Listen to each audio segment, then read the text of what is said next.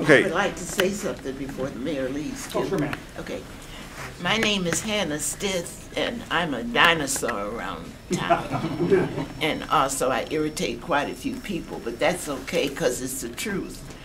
I would like to tell the mayor, you've done a lot of good things, but you know what? A good newspaper doesn't sell with all good news in it. So we're here not to talk about all the good you've done, because you've done a lot of good things, and I appreciate it, and we really watch you.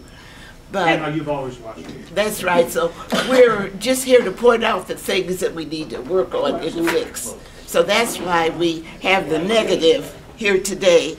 And I want to thank you for the positive, because I think you've been a terrifically good mayor. And I like downtown. I love it. Thank you. I was born here and grew up here. But what I would like to say is that I live south. And the neighborhood that I live in is going to hell in a handbasket. On my way here today, I didn't go out. I came through everything I could see. And I find out, as this gentleman has said, the neighborhood code department is very weak.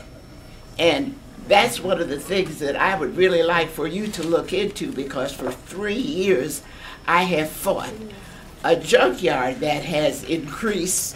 It's awful, 1207 Paulding Road. For 3 years, 4 or 5 years, I've fought and tried to get somebody to come out and do something about that. And now it is expanding. And they've got a wood factory in the back where they got wood all piled up. In the front, they got a used car lot. All kind of raggedy, broken down cars. It's just an awful sight. And I have fought 1207, remember that. East Paulding Road, it is a disgrace to the city of Fort Wayne.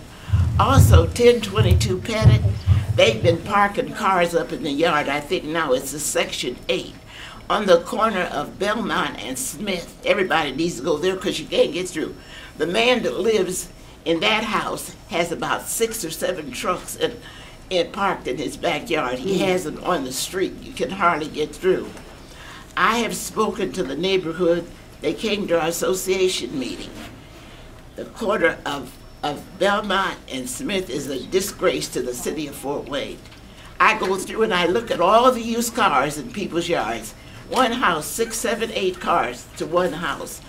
I've approached my council person about it.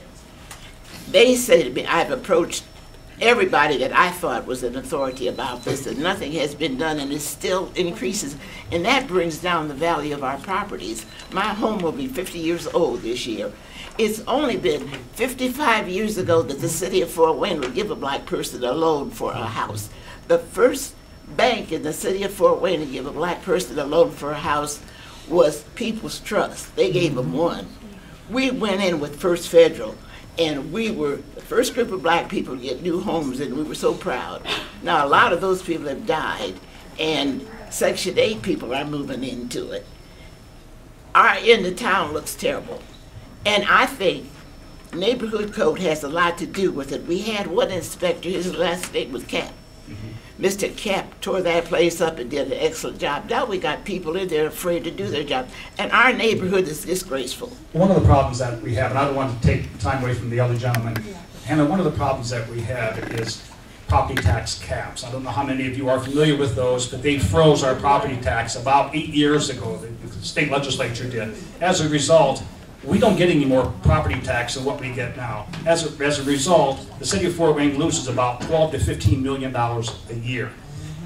But we try to do the best with what we have. Problem is, because we can't give the kind of raises we want to give, because we can't hire more employees, we have to do more with less. So we actually have less employees now than when I took office 8 years ago, because we don't have the revenue stream that we used to have. So I know Cindy Joyner, who she runs code enforcement, and I know she's doing the best job she can.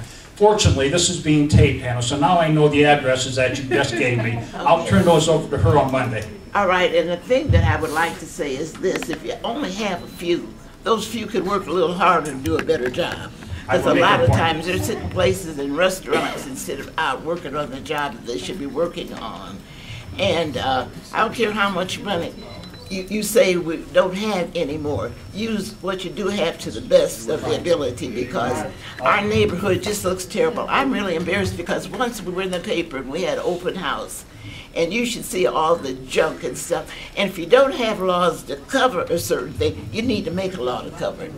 Okay? That's why laws are made, because people benefit themselves by making laws. Hannah, that's why I like you so much. You're not afraid to say how you feel. Thank you. Thank you.